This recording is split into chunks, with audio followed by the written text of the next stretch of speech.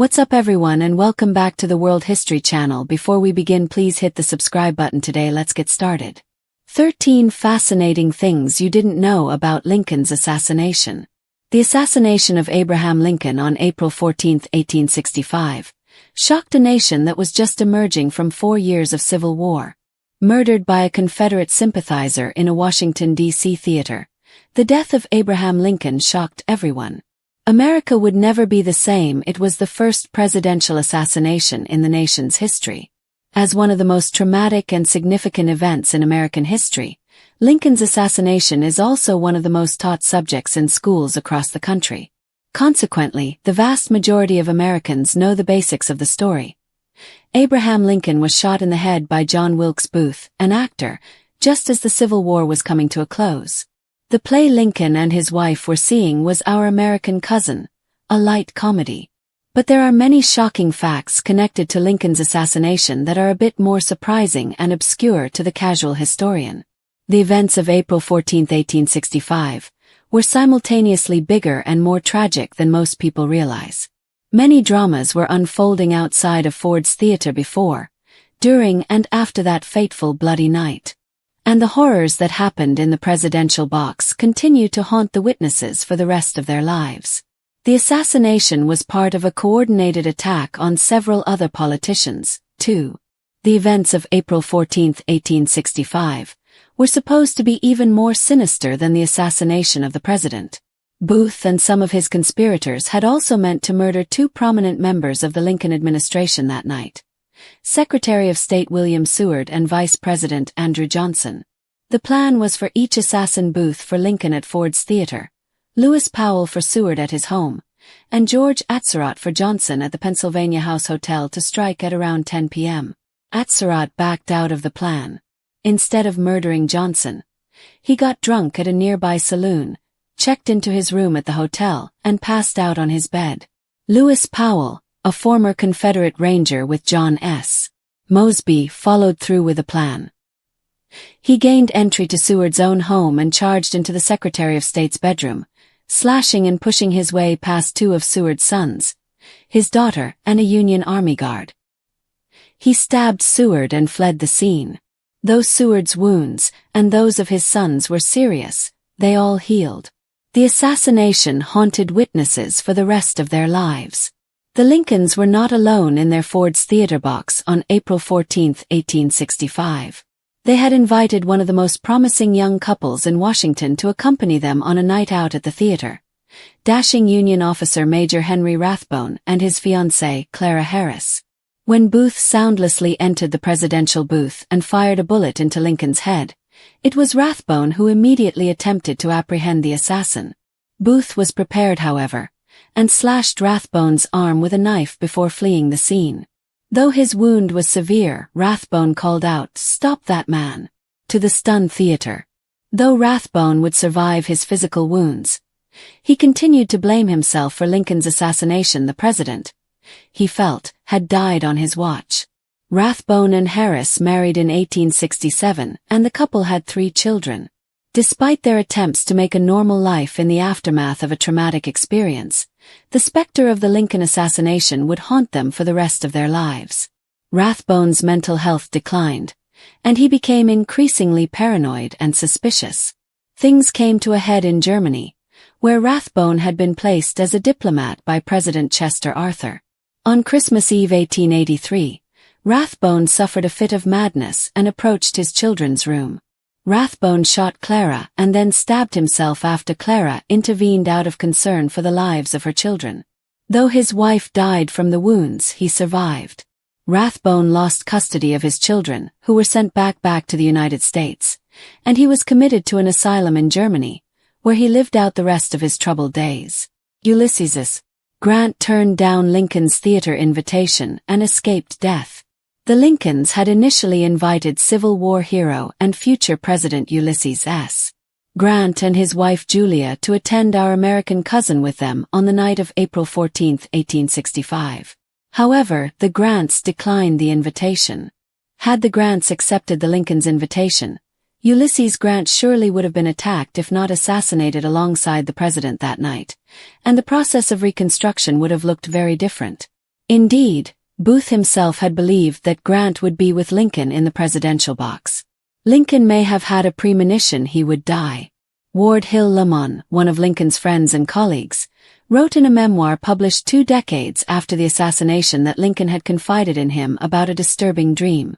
On around April 4, 1865, Lamon claimed, Lincoln dreamt that he had walked into a room in the White House, where he saw a body laying on a table. When he asked what had happened, a solider replied, "The president. He was killed by an assassin." To make matters even weirder, Lincoln's bodyguard also insisted that the president had repeatedly dreamed about his own death. Whether or not this actually happened, or it was merely a tale concocted to add dramatic effect to Lincoln's end, these death premonition stories suggest that survivors saw Lincoln's end as a bitter, almost prophetic tragedy. The assassination resulted in the first woman to be executed by the U.S. government. Mary Surratt, a middle-aged Marylander with Southern sympathies, ran a boarding house in Washington. Her son, John Surratt, often arranged for his friends, including the actor John Wilkes Booth, to meet at the boarding house. Whether or not Surratt knew that her son and Booth were plotting Lincoln's assassination from her own house remains unclear, but she was quickly arrested in the wake of the assassination. A military tribunal was set up to try the conspirators, and Mary Surratt was included.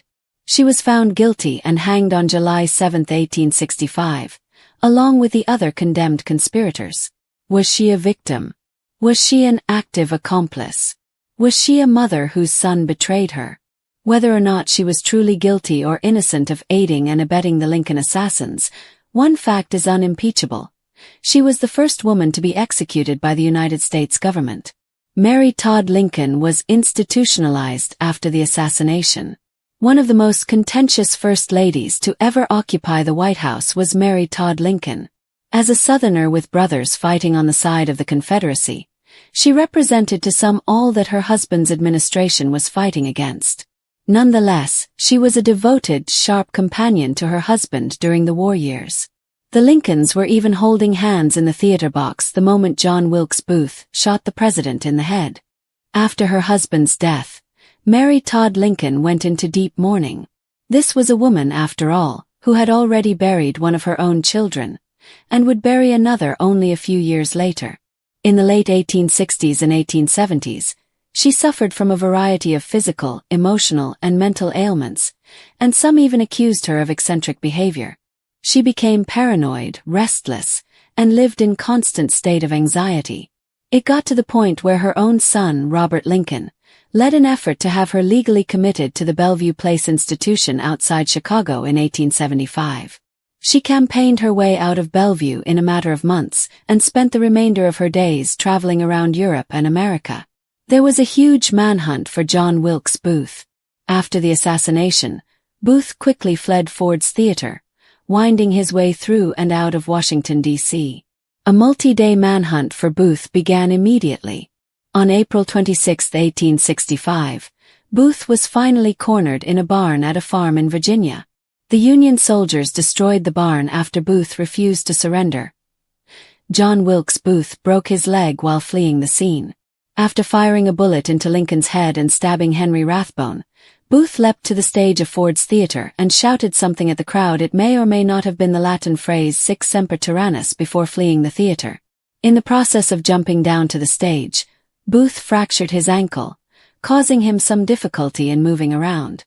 Booth and an accomplice continued to the plantation of Samuel Mudd, a doctor in Maryland. Mudd's Confederate sympathies ran deep, and after setting Booth's broken bone in a splint and sending him on his way, he did not report the assassin to authorities. For this reason, Mudd was arrested and imprisoned until 1869. Lincoln had already seen his assassin in a play at Ford's Theater. April 14, 1865, was not the first time that Lincoln and Booth would meet at Ford's Theater. Less than 2 years before that violent night, Abraham and Mary Todd Lincoln had attended a performance of the play The Marble Heart at Ford's Theater, and the celebrated actor John Wilkes Booth played the lead villain Raphael. Aware the president was in the audience, Booth spoke some of his lines directly to Lincoln. It got to the point where Lincoln's friend whispered, "Mr. Lincoln, he looks as if he meant that for you." The conspirators claimed they originally wanted to kidnap Lincoln, not kill him. In the trial after the assassination, several of the conspirators claimed that they had not wanted to be involved in a plot that would murder Abraham Lincoln, they only wanted to kidnap him. The original plan had been to capture Lincoln, smuggle him to the Confederate Army, and then use the body of the president as a hostage. Though Booth at least had made an attempt to kidnap or assassinate Lincoln before April 14, 1865, it failed. Some of the conspirators were under the impression that they would merely kidnap Lincoln rather than kill him. But by April 1865, when the South was falling all around him, Booth's plans had shifted from kidnapping to murder. There weren't any bodyguards stationed at the doors of the presidential box. John Frederick Parker, a Washington police officer, was supposed to be protecting President Lincoln when he attended a play at Ford's Theater alongside his wife and their 2 young guests. After the Lincolns had settled into their boxes, the play came to a halt so that the orchestra could play "Hail to the Chief." Parker then left the theater during the intermission to go to the saloon next door for some drinks. As a result, Booth was able to enter the presidential box unimpeded. Lincoln died in a nearby boarding house owned by a German immigrant. After it became clear that the president had been wounded, soldiers carried his unconscious body out of the theater, in search of a place to examine him. William Peterson, a German immigrant, owned a boarding house across the street. When Peterson's boarders heard that the president had been shot, they immediately opened the door and offered the house as a sanctuary for the wounded president and his retinue. Lincoln's body was too tall for the bed, so soldiers had to lay his body diagonally on the mattress. Millions of distraught Americans lined up to watch Lincoln's body cross the country. The assassination of Abraham Lincoln ignited a collective mourning from Americans already weary from 4 years of Civil War. Lincoln's body would be buried in his home state of Illinois, and so it would ride on a funeral train tour as it crawled its way across the northern United States. From Philadelphia to New York City, Buffalo, Columbus, and Chicago, the train ushered Lincoln's body to its final resting place, giving men, women, and children the chance to mourn their fallen leader. In total, millions of Americans came out to either watch the funeral train pass by or view the presidential coffin. The assassination of Abraham Lincoln on April 14, 1865, shocked a nation that was just emerging from 4 years of civil war. Murdered by a Confederate sympathizer in a Washington, D.C. theater, the death of Abraham Lincoln shocked everyone. America would never be the same. It was the first presidential assassination in the nation's history. As one of the most traumatic and significant events in American history, Lincoln's assassination is also one of the most taught subjects in schools across the country. Consequently, the vast majority of Americans know the basics of the story. Abraham Lincoln was shot in the head by John Wilkes Booth, an actor, just as the Civil War was coming to a close. The play Lincoln and his wife were seeing was Our American Cousin, a light comedy. But there are many shocking facts connected to Lincoln's assassination that are a bit more surprising and obscure to the casual historian. The events of April 14, 1865, were simultaneously bigger and more tragic than most people realize. Many dramas were unfolding outside of Ford's Theater before, during and after that fateful bloody night. And the horrors that happened in the presidential box continue to haunt the witnesses for the rest of their lives. The assassination was part of a coordinated attack on several other politicians, too. Booth and some of his conspirators had also meant to murder 2 prominent members of the Lincoln administration that night: Secretary of State William Seward and Vice President Andrew Johnson. The plan was for each assassin: Booth for Lincoln at Ford's Theater, Lewis Powell for Seward at his home, and George Atzerodt for Johnson at the Pennsylvania House Hotel, to strike at around 10 p.m. Atzerodt backed out of the plan and instead got drunk. Lewis Powell followed through, entering Seward's home, injuring multiple family members, and stabbing Seward himself, who survived. The assassination haunted witnesses for the rest of their lives. Lincoln's guests at Ford's Theater, Major Henry Rathbone and fiancée Clara Harris, were deeply affected. Rathbone attempted to stop Booth but was slashed by the assassin. Although he physically survived, Rathbone's guilt and trauma led to a mental breakdown years later, culminating in him murdering Clara and being institutionalized for life. Ulysses S. Grant turned down Lincoln's theater invitation and thus escaped possible death. Booth had expected Grant to attend and might have attacked him too. Lincoln may have had a premonition he would die. A friend, Ward Hill Lamon, claimed that Lincoln had a dream of his own corpse lying in the White House. Whether true or posthumously imagined, such a tale has become an eerie detail of Lincoln's final days. The assassination led to the first woman being executed by the U.S. government, Mary Surratt. Her boarding house was used by conspirators, and though her level of involvement is debated, she was found guilty and hanged. Mary Todd Lincoln, who was holding her husband's hand when he was shot, experienced mental instability and deep grief following his death. In 1875, her own son put her in an institution. John Wilkes Booth was the target of a huge manhunt, but he was eventually cornered and shot to death in a barn in Virginia. Booth broke his leg while fleeing the theater and had it set by Dr. Samuel Mudd, who was later imprisoned for aiding him. Lincoln had already seen Booth perform in a play at Ford's Theater in 1863, where Booth allegedly directed lines at the president in a threatening manner. The conspirators claimed they originally wanted to kidnap Lincoln, not kill him. But as the Confederacy collapsed, Booth shifted to murder.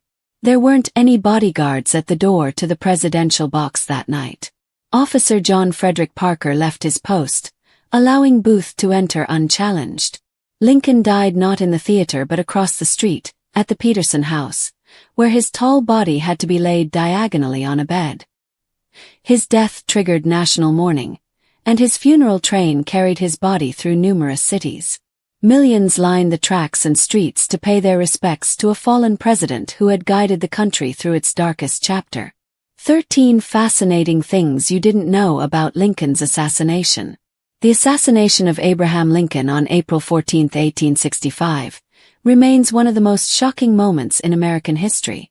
While most people know the basics, John Wilkes Booth, a Confederate sympathizer and famous actor, shot Lincoln at Ford's Theater during a performance of Our American Cousin.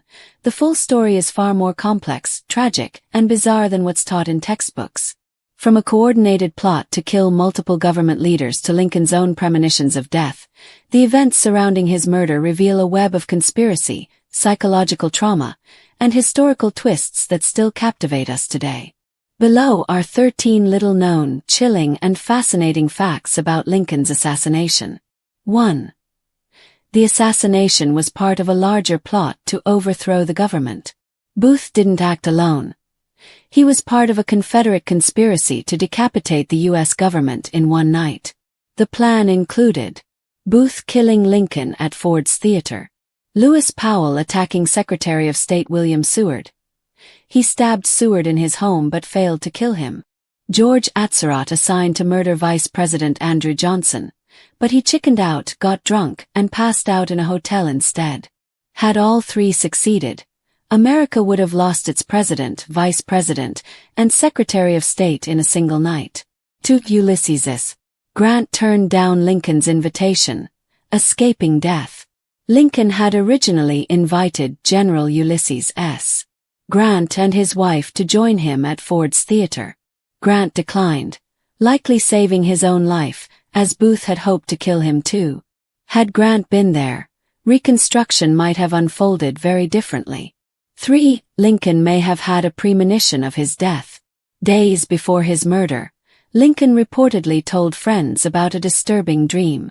I heard subdued sobs. I went from room to room until I got to the East Room, where I saw a body covered in funeral garb. Who is dead in the White House? I demanded. A soldier replied, the president.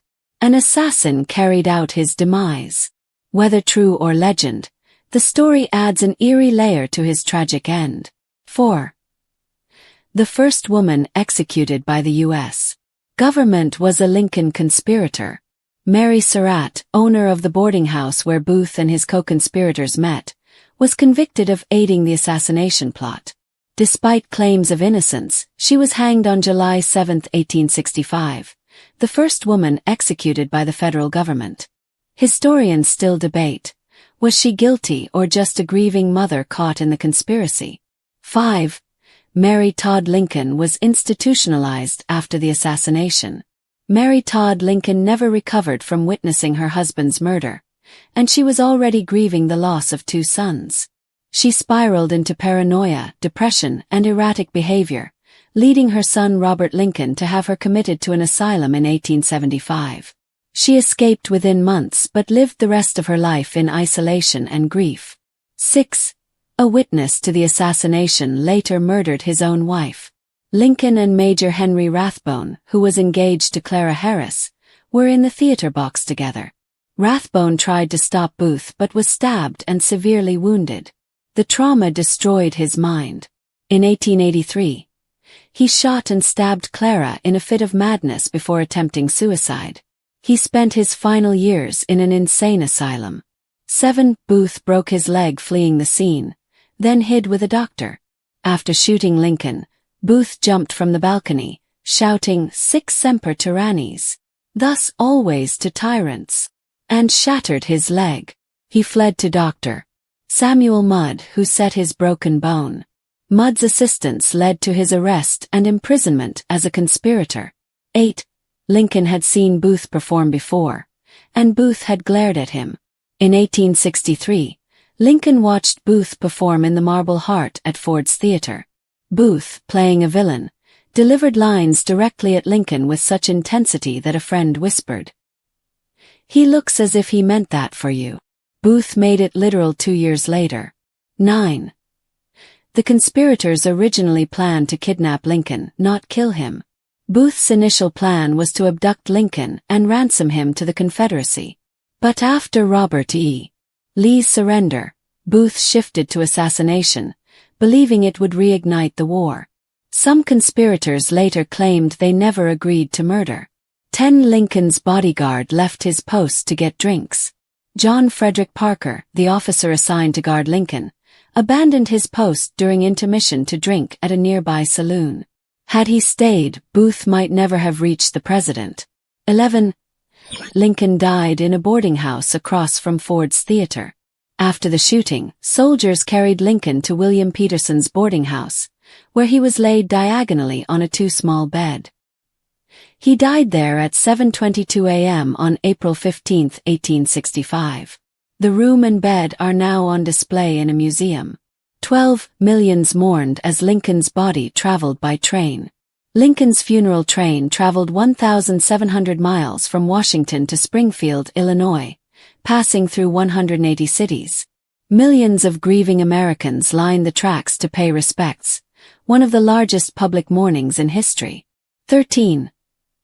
The manhunt for Booth ended in a fiery shootout. After 12 days on the run, Booth was cornered in a Virginia barn. Soldiers set it on fire and Booth was shot, either by a soldier or by his own hand. His last words, "Useless, useless." Final thought, a tragedy that changed America forever. Lincoln's assassination wasn't just the murder of a president, it was an attack on a fractured nation struggling to heal. The conspiracy, the manhunt, and the national grief that followed reshaped Reconstruction, justice, and presidential security forever.